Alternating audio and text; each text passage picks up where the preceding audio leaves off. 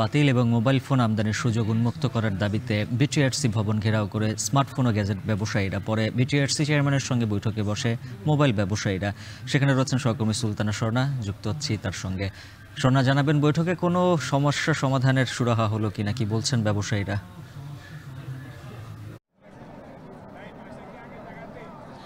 উজ্জ্বল, আজ সকাল থেকে কিন্তু মোবাইল ব্যবসায়ীদের বিটিআরসি ভবন ঘেরাও যে কর্মসূচি ছিল সেই কর্মসূচি চলছে এবং তার ফলে কিন্তু আমরা দেখেছি সকাল থেকে আগারগাঁও থেকে শ্যামলী অভিমুখে যে সড়কটি রয়েছে সেই সড়কটি কিন্তু বন্ধ ছিল।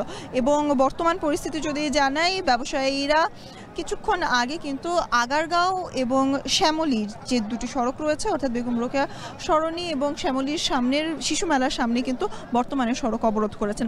এবং তার পাশাপাশি যদি সকাল থেকে পরিস্থিতি জানাই, এখানের ব্যবসায়ীরা তাদের দাবি নিয়ে কিছু দুপুর 1টা থেকে দুপুর 3টা পর্যন্ত ব্যবসায়ীদের একটি প্রতিনিধি দল বিটিআরসি চেয়ারম্যানের সাথে বৈঠক করেছেন এবং সেই বৈঠক শেষে কিন্তু 3:30টার দিকে আমরা একটি প্রতিনিধি দলকে, অর্থাৎ যে এই কমিউনিটিটি আজ যাদের দাবি আসলে আহ্বানে ব্যবসায়ীরা এখানে আন্দোলন করছেন, তারা কিন্তু কিছুক্ষণ আগে কথা বলেছেন এবং তারা জানিয়েছেন যে আজ সন্ধ্যা 6টায় বিটিআরসি, এনবিআর এবং খাত সংশ্লিষ্ট অর্থাৎ মোবাইল ফোনের আমদানি এবং এই ব্যবসা নিয়ে যারা কাজ করেন এই খাত সংশ্লিষ্ট সকলেই কিন্তু আজ সন্ধ্যা 6টায় একটি বৈঠকে বসবেন এবং সেই বৈঠক পর্যন্ত ব্যবসায়ীদের অপেক্ষা করবার আহ্বান জানানো হয়েছে বিটিআরসির পক্ষ থেকে।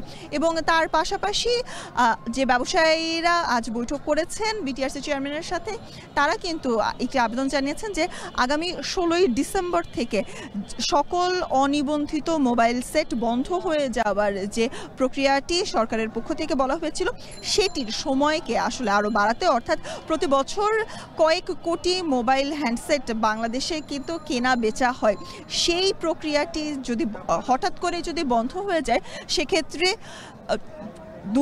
ভোগান্তিতে পড়বেন সাধারণ মানুষ এবং তার পাশাপাশি যে দাম বৃদ্ধি হতে পারে বিভিন্ন মোবাইল সেটের, সেই বিভিন্ন সংখ্যা এবং সিন্ডিকেট বাণিজ্য নিয়েও কিন্তু আশঙ্কা প্রকাশ করেছেন ব্যবসায়ীরা। তাই কিন্তু তারা আগামী 6 মাস সময় নিবন্ধনের আরও বাড়ানোর অনুরোধ করেছেন। তবে সে সংক্রান্ত এখনও কিন্তু কোনো কংক্রিট আমরা মন্তব্য পাইনি বিটিআরসির পক্ষ থেকে।